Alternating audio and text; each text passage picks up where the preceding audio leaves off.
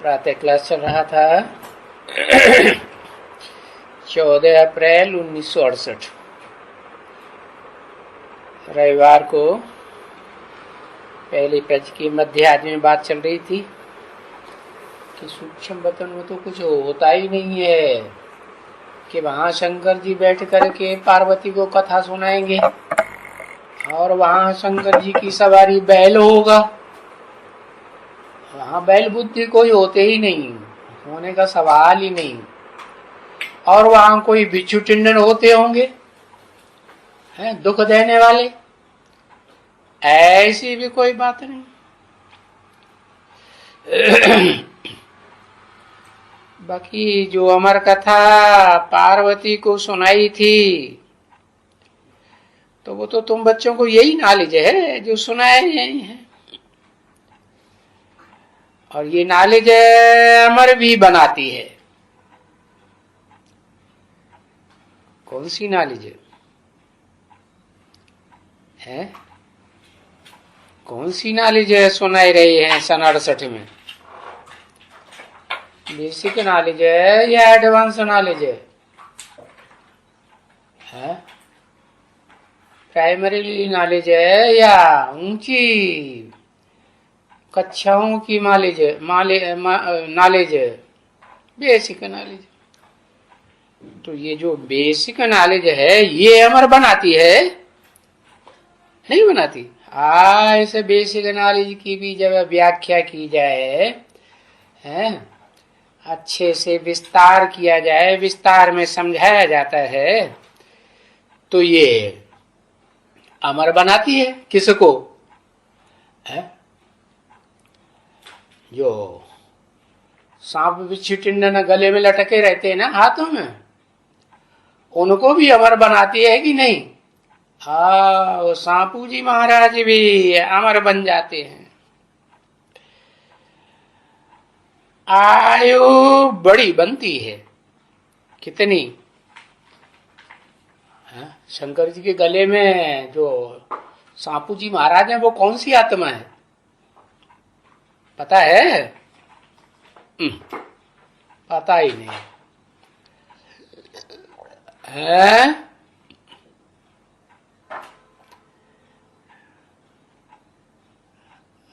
लक्ष्मण वाली आत्मा। लक्ष्मण वाली आत्मा समझेंगी नहीं कोई। सांप किसी ने बताया कि रामायण में लक्ष्मण सांप होता है? बताया तो नहीं, लेकिन इतना तो हाँ, वासुकी नाग, हाँ वो तो भक्ति मार्ग में नाम दिया है, वासुकी नाग, ब्रह्मा बाबा। हाँ ये रही ना बात। तो वासुकी नाग कहो, अनंत नाग कहो, अनंत नाग का अवतार है, लक्ष्मण को भी बताया है, तो बात तो वो ही हो गई है ना। हाँ चाहे लक्ष्मण कहो चाहे बलराम कहो, किसके अवतार थे? अनंत नाग के अवतार दिखाए शास्त्र में। तो वो उनके गले पड़ गया, किनके गले पड़ गया है? अरे एक अक्षर लिखने में इतनी देर। हाँ शंकर जी के गले में पड़ गया। तो बताया उसकी आयु बड़ी होती है कि नहीं? हाँ कितनी आयु लंबी होती है? हाँ अनंतनाग जी महाराज की, लक्ष्मण जी महाराज कहो, बलराम जी महाराज कहो, हाँ 100 साल बस। सत्युग में 100 साल वो एज होती है? उनको शरीर मिलेगा तो 50-500 साल। अरे 150 साल उम्र होती है सतयुग में। क्या सतयुग में कितनी एज होती है? 150 साल होती है कि नहीं? 500 साल लिखा, फिर 50 साल कम। अच्छा सीधा नहीं लिखा जाता, 150 साल। चलो ठीक है, आयु बड़ी बनाती है ये नॉलेज है। और वहां मौत लाने के लिए कोई काल होता नहीं है? होता है जो काल खा जाए? नहीं। तो फिर उनको समझाना होता है कि भाई किनको समझाना होता है? हैं? किनको? अरे वो ही उनको जो सांप बिच्छू टिंडन होते हैं ना, उनको समझाना होता है कि यहाँ 5 विकारों पर जीत पहनेंगे। तो जीत पहने से है, रावण पर समझो जीत पहनी। काम, क्रोध, लोभ, मोह, अहंकार, ये 5 रावण के पुरुष मुख दिखाते हैं ना। अकेले पुरुष मुख काम करेंगे विकारों में? नहीं, स्त्री मुख भी दिखाते हैं। तो स्त्री के 5 मुख और मंदोदरी कहते हैं। तो 5 मुख मंदोदरी के, 5 मुख पुरुष के है। इन पर जीत पहने से फिर राम राज्य आता है। पता है कौन किस पे जीत पहनने से? काम, क्रोध, लोभ, मोह, अहंकार 5, और फिर पृथ्वी, जलवायु, अग्नि, आकाश का जो संघात है, पृथ्वी माता में 5, पृथ्वी भी है, जल भी है, वायु भी है, अग्नि भी है, जलवायु है कि नहीं? हाँ, तो बताया कि इन पर जीत पाते हैं तो राम राज्य आता है, जिसको हेवन अंग्रेजी में पैराडाइज कहा जाता है, उसको ही फिर कहा जाता है अमरलोक है। जहां अमरनाथ ने कथा सुनाई, मृत्युलोक में तो रावण का राज्य होता है, और अमरलोक में फिर कहेंगे राम का राज्य होता है। अमरलोक सतयुग भी है, और अमरलोक त्रेता भी है, और फिर अमरलोक और कोई भी है? हाँ, स्वर्णिम संगम युग में जो विष्णु का राज्य चलता है ना, हाँ, अतीन्द्रिय सुख वाला, कलातीत, वो ऊंच ते ऊंच स्वर्ग। तो कितने प्रकार का स्वर्ग हो गया? एक है विष्णु, और एक है विष्णुलोक, एक हुआ ना, और दूसरा कलाबद्ध कृष्णलोक। देवता था कृष्ण, या भगवान था? कृष्ण को तो देवता ही कहेंगे। 16 कला संपूर्ण कलाओं में बंधे हुए तो देवताएं होते हैं, और कलातीत वो तो भगवान हो गया। हाँ, तो अब वो विष्णु कहो या कलातीत कृष्ण कहो, कलातीत कृष्ण को भी जन्म देने वाला तो विष्णु ही होगा ना, है नहीं? हाँ, कौन सा विष्णु? अब उसको चाहे आदि लक्ष्मी नारायण, आदि लक्ष्मी और आदि नारायण का कॉम्बिनेशन कहो, स्वभाव संस्कार का, या फिर उससे भी ऊंची स्टेज क्या कहो, अर्धनारीश्वर शंकर और पार्वती का कॉम्बिनेशन, स्वभाव संस्कार, वो भी राम वाली आत्मा है। और जो 16 कला संपूर्ण कृष्ण को जन्म देवी, वो भी किसका राज्य हुआ? फिर कृष्ण का राज्य कहेंगे कि कृष्ण के बाप ने राज्य दिया? किसने दिया? या कृष्ण ने कमाया है? दिया किसने? जिसने दिया उसी का राज्य हुआ ना। तो राम वाली आत्मा, राम बाप को इसलिए कहा जाता है। और वही राम वाली आत्मा जब त्रेता में आती है तो फिर उस राम का राज्य कहा जाता है। क्यों? क्योंकि पुरुषोत्तम संगम युग में ही एक संगम का ऐसा टाइम था जिसमें पुरुषों में उत्तम तो नहीं बने, संपूर्ण बने। उस समय संपूर्ण नहीं बने, फेल हो गए। तो फेल हो गए तो फिर क्षत्रिय बनेंगे। क्षत्रिय बनने की शूटिंग हुई कि नहीं? क्षत्रिय बनने की शूटिंग हुई, तो क्षत्रिय बन गए। तो क्षत्रियों का राज्य त्रेता में होना चाहिए या नहीं? होता है। तो ये तो बच्चे समझते हैं अच्छी तरह से कि ये इसको अमर कथा भी कहा जाता है। किसको? चाहे विष्णुलोक में कहो, चाहे सतयुग में कहो 16 कला संपूर्ण कलाबद्ध में, और चाहे 14 कला राम के राज्य में कहो। है इनकी कथा कहां तैयार हुई है? न विष्णुलोक में, कहा विष्णुलोक में कथा थोड़ी ही होती है, नहीं ना।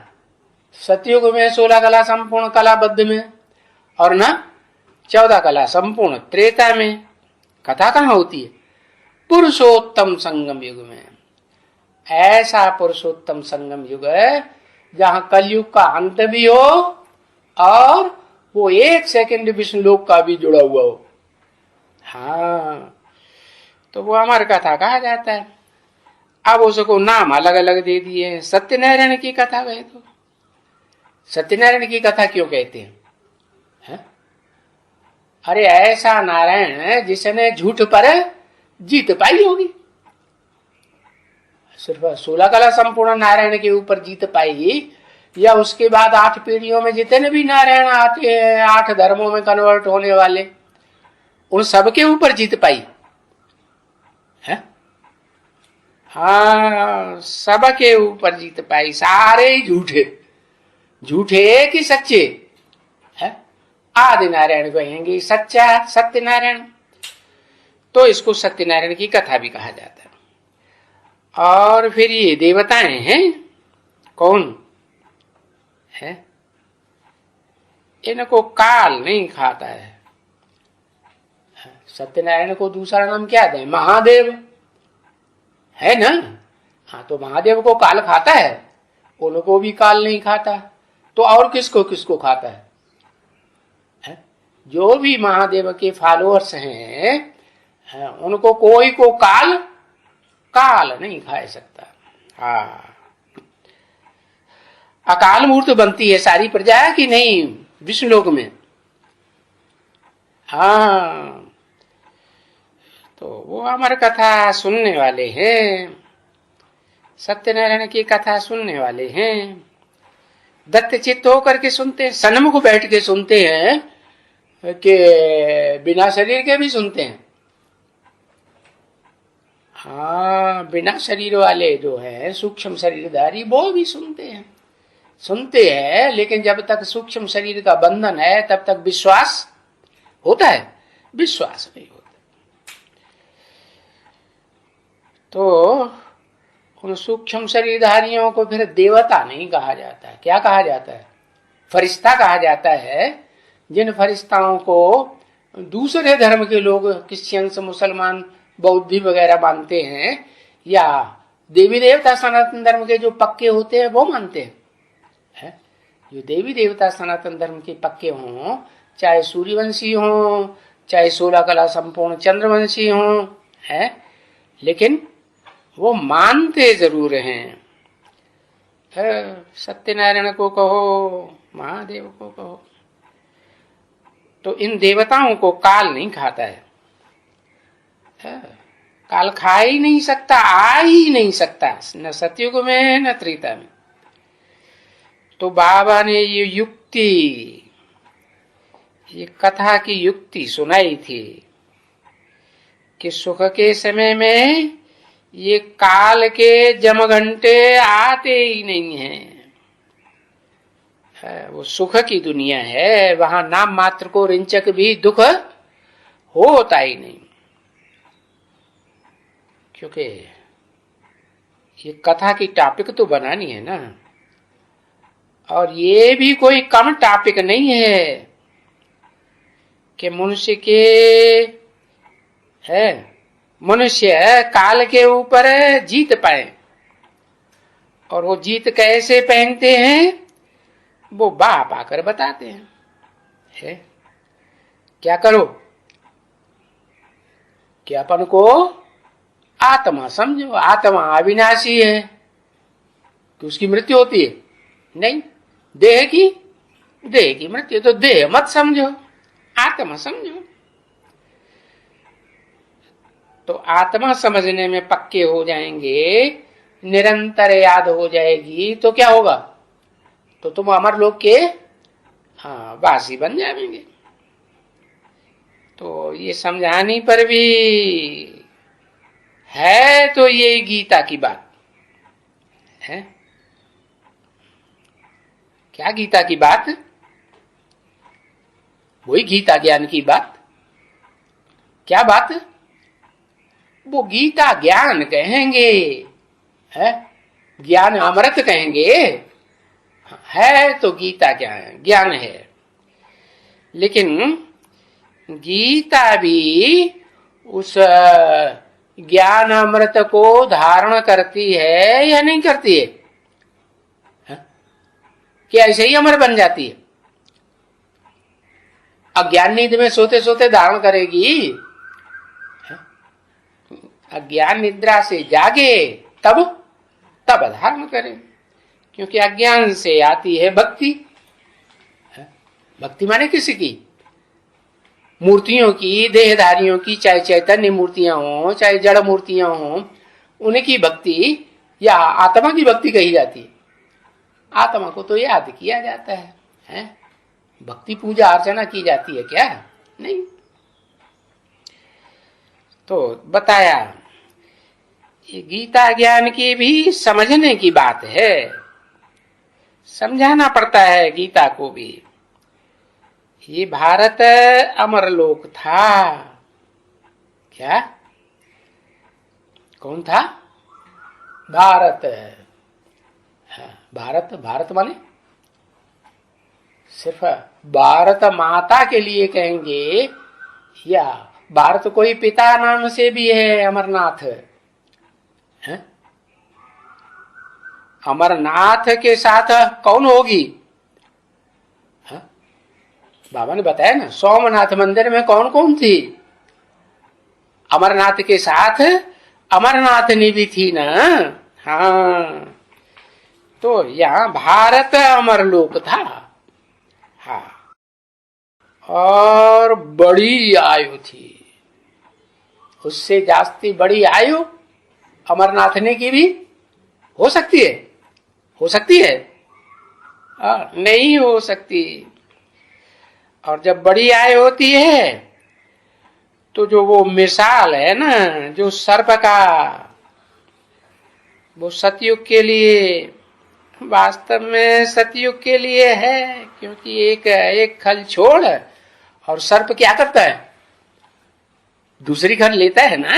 हाँ, तो ये सतयुग का भी मिसाल है और पुरुषोत्तम संगम युग का भी मिसाल है। क्या? पुरुषोत्तम संगम युग में अमरनाथ क्या करेगा? जो भी 500-700 करोड़ शरीर है, जिनमें भी प्रवेश करे और जब चाहे उस शरीर को छोड़े, कर सकता है या नहीं कर सकता है? हाँ, तो बताया एक खल छोड़ और दूसरी धारण करता है। तो वो तो उसे की अपनी खल हो गई। कौन सी? जिन शरीरों में प्रवेश करेगा तो बहुरूपिया बना कि नहीं है? कितने रूप धारण कर सकता है? अरे वो शंकर जी को जो भक्ति मार्ग में कहते हैं ना बहुरूपिया था, तो कितने रूप धारण कर सकता था? जितने शरीरों में प्रवेश कर सकता है उतने शरीरों का रूप धारण कर सकता है। हाँ, तो ये वो उसकी बात है और यहाँ की बात है, संग पुरुषोत्तम संगम युग की। ये इसको फिर कहा जाता है बेहद का वैराग। माने अपनी देह से भी वैराग, देह के संबंधियों से भी वैराग और देह के पदार्थों से भी। ये दुनिया के जो भी अच्छे से अच्छे और बुरे से बुरे पदार्थ हैं उन सबका त्याग, सबसे वैराग। ये सारी जो भी सृष्टि है, पृथ्वी जलवायु अग्नि आकाश वाली है, इन सबको समझना होता है कि ये सब विनाश होने का है? क्या बचेगा? आत्माएं और आत्माओं का बाप बचेगा। तो ये घर है, ये सब कुछ है। कौन सा घर? आत्माएं जहां रहती हैं, आत्मलोक है, वो सब कुछ है। इसको फिर कहा जाता है वेद का बैराग। क्या? इसे 5 तत्वों वाली दुनिया का, ये सारी सृष्टि साकार का वैराग। और आत्मा तो निराकार होती है, और आत्मलोक भी निराकारी या साकारी कोई चीज होती है वहां? साकारी तो कुछ भी नहीं। तो यहां शरीर छोड़ना है देह का ममत्व, देह के संबंधियों का ममत्व, देह के पदार्थों का ममत्व छोड़ना है। तो ये विचार में ये बातें आती हैं कि पुरानी खल है ये, इस देह की कितनी पुरानी है? कितने जन्म पुरानी है?